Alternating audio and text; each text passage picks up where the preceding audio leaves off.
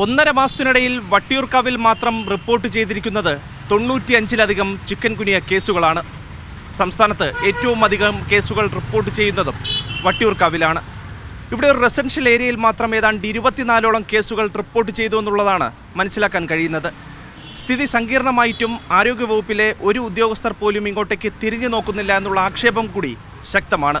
വട്ടിയൂർക്കാവിന് പുറമെ പേരൂർക്കട, കടകംപള്ളി, മുട്ടട, നേമം, തൃക്കണ്ണാപുരം എന്നിവിടങ്ങളിലും രോഗബാധിതരുടെ എണ്ണം ഉയരുകയാണ്. ചാക്ക, പള്ളിച്ചൽ, പൂങ്കുളം, നന്തങ്കോട്, ചെട്ടിവിളാകം, രാജാജി നഗർ, കള്ളിക്കാട്, നെയ്യാറ്റിങ്കര, ആമച്ചൽ, മുതാക്കൽ തുടങ്ങി തലസ്ഥാനത്തിന്റെ വിവിധ ഭാഗങ്ങളിലും രോഗബാധിതരുടെ എണ്ണം വർദ്ധിക്കുന്നു എന്നുള്ളതാണ് ഈ ഘട്ടത്തിൽ മനസ്സിലാക്കാൻ കഴിയുന്നത്. മഴക്കാല സീസണിലാണ് ചിക്കൻ ഗുനിയ രോഗം വ്യാപകമാകുന്നത്. രോഗമുക്തി നേടിയ ശേഷം ഉണ്ടാകുന്ന ശാരീരിക ബുദ്ധിമുട്ടുകളാണ് ചിക്കൻ ഗുനിയയുടെ പ്രധാനപ്പെട്ട സങ്കീർണത. ചിക്കൻ ഗുനിയ വൈറസ് പ്രധാനമായി മനുഷ്യരിലേക്ക് പകരുന്നത് രോഗബാധിതരായിട്ടുള്ള പെൺ ഈഡീസ് കൊതുകുകളിൽ നിന്നാണ്. കൊതുകുകൾ പകൽ സമയങ്ങളിൽ സജീവമാണ്. അതിരാവിലെയും വൈകിട്ടുമാണ് കൊതുകുകടിയുടെ ഏറ്റവും ഉയർന്ന സമയം.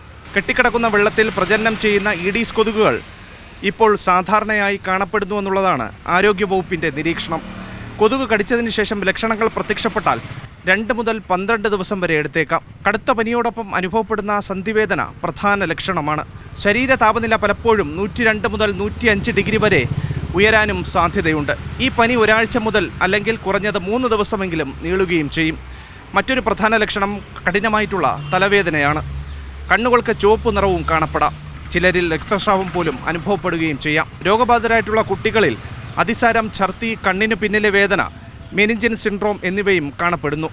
വൈറസ് രോഗമായതിനാൽ തന്നെ വിശ്രമം അനിവാര്യമാണ് എന്നുള്ളതാണ് ആരോഗ്യ വിദഗ്ധരടക്കം പറയുകയും ചെയ്യുന്നത്. ചിക്കൻ ഗുനിയ പടർന്നു പിടിക്കുന്ന സാഹചര്യത്തിൽ ആരോഗ്യവകുപ്പിൻ്റെ കൃത്യമായിട്ടുള്ള നിരീക്ഷണം പ്രത്യേകിച്ച് വട്ടിയൂർക്കാവ് പോലെയുള്ള മേഖലകളിൽ അനിവാര്യവും ഏറ്റവും അത്യന്താപേക്ഷിതവുമാണ്.